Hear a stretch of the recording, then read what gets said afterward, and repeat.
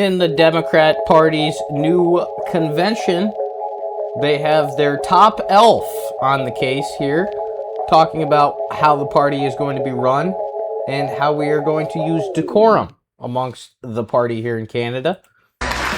There's a point of privilege on microphone 1, then we'll go to microphone 3. Go ahead, delegate. Yes. Hello. I was standing here with my gender equity card before you called on the previous speaker.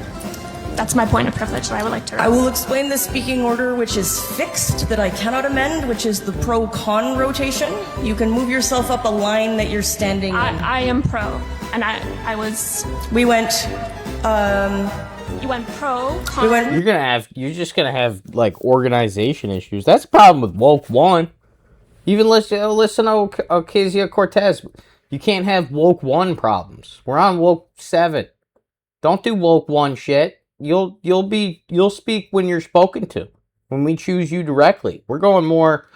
Woke 2 is like, if we don't want to hear you, we're not going to hear you. Woke 1 was like, everybody needs to be heard no matter what. And I'm more of a victim than the other person next to me, so I get to talk first. Garbage. That's done. But not here in Canada. Here it's in full effect. Pro-con, pro, and my plan was to go con. The speaker at con mic 3 also has a speaking card. Yesterday, this card was used in an inappropriate manner. Wow. They even brought up what happened with the card earlier in a different convention. And they, she's safe. She's got her mask on.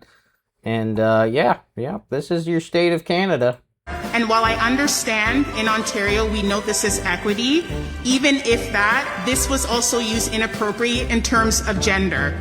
I want everyone to be mindful that these cards for individuals like myself who identify as a Black woman. Yeah, let me get my card. Let me see if I got a card here. Excuse me, point of privilege. I'm an American white man. Can I say something? It's been really hard for me. I just really wanted to say that yesterday there was another guy who put up a card and he was less of a victim than me. So my card wins and I get to talk first. And yesterday I didn't get to talk first. And that's a big problem. We're going to have problems in Canada if we cannot put the right people first. Absolute fucking clown show. You know it. I know it. But if you don't think so, you let me know down in the comments. Coming out of Sky News today, an article reads, it's 5 years since the Taliban seized control of the Afghanistan government. Several people have been told to correct my hijab, put on my scarf, cover my hair, says Sky's Alex Crawford reporting on the streets of Kabul. The streets are festooned with Taliban flags. It's a real show of force by them. Look at the men that we're travelling with. There's no doubt that today changed the lives of millions of Afghans, particularly half of the population. They're women and girls, with more than 2 million barred from school and higher education. I mean, you got to think about that. That is something nobody wants to talk about. I know it's not our problem, but the worst thing that we ever did was show up over there. It's almost like, is it better, it's like to love, in a way. You ever think of that, like, better to love and lost than to never love at all? I don't know if that's the case. America shows up, creates schools for these women, starts creating, I don't know, some sense of democracy for them, making their society a little more liberal, and then you rip it away. How sick is that? It's almost like once you're there, that's why you don't go in. That's why you never go in. That's why we never should have gotten this war in Iran, is because you never go in, because you can't get out. You don't meddle with something that you can't fix. You don't, because once you leave, it just gets worse for everybody there. Sometimes the best thing you can do is nothing. And that's exactly what we should have done, and that's why we're dealing with this right here. Take a look again.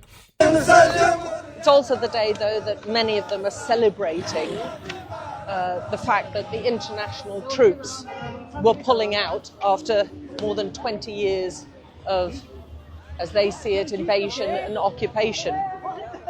The Taliban leadership has tightened its grip. Just guys being dudes. Just dudes getting in the back of the truck with their guns, having fun. Meanwhile, they won't even show the girls. On the country. Well, they don't even show the girls. I mean, let's be honest. Issuing hundreds and hundreds of edicts and rules and laws which dictate how Afghan people live their lives. And a huge number. I mean, to me, it looks like ultimate freedom for men. I mean, you got kids riding on the front of cars, waving flags, holding guns in the street, doing whatever the hell they want, and just putting women inside to deal with whatever they decide they need to deal with. I'm not a fan. I'm a Western man. I'm a Catholic. I don't think we should treat women like this, but that's Afghanistan. About 100 or so specifically focus on women and girls and are discriminatory in nature. It's what the UN and many human rights lawyers are calling gender apartheid. And they're saying there should be no engagement with the Taliban, its regime, or the government here, the de facto government, until they withdraw those discriminatory rules and laws, which, according to the UN and to many observers, particularly Afghan women here, are so discriminatory. So discriminatory. She's right. Absolutely terrible practice. That's what they do. I mean, in my opinion, it's horrible. You can let me know what you think of that kind of development and the way that they run things over there in Afghanistan down in the comments. And we got James O'Keefe over here exposing some election fraud, as he does so well. The man never fails. He's got a history of some of the greatest exposés that I've ever seen in my life. James never fails. Let's take a look what he's up to. Shot caller, 20-inch blades on the Impala. The vouching. Yeah. You're vouching for? I vouch for them. Oh, great. Is that okay? Yes. How does that work? Well, if you're all in the same precinct Yes. and you are already registered, which it looks like you are, then you can vouch for them as ID for them. He's got the cup of coffee. He's just sitting there with a cup of coffee. Oh my God, he's so good. Oh, good. She says to me, I says they do not need ID. She says you. They even have the woman, the apparent woman, drinking a cup of coffee. Oh, Are the ID. he is the ID. See, I am the ID. I am the ID. And no ID needed. I just vouch for them. Well, It's you're good. the ID. I am the ID. It's good. How many people this guy's like, this lady doesn't even know this is a mockery, but he's just there for the ride. If he calls out this man, he's got to call out the real one that comes in. may I vouch for? What is it? It's 8? I thought it was 6. I can vouch for 8 people. Baller. Incredible work, always exposing. The man has came out with some of the best exposés that this country has ever seen, and he never stops. It's just one after another. I could do a whole show on what James O'Keefe has exposed. He's a hero of mine. I hope you guys like him, but you can let me know what you think of him exposing that fraud down in the comments. And that is going to do it for today, guys. Did you like those stories? Do you want to see more of these stories? Do you want me to get my cups out of the way so I look more professional? What do you think? Am I looking good? Am I looking professional? If you like those stories, please hit me with a like and subscribe so you never miss any of these stories that the news is not covering. But I will for you. So hit me with a like and subscribe, and I will see you in the next installment.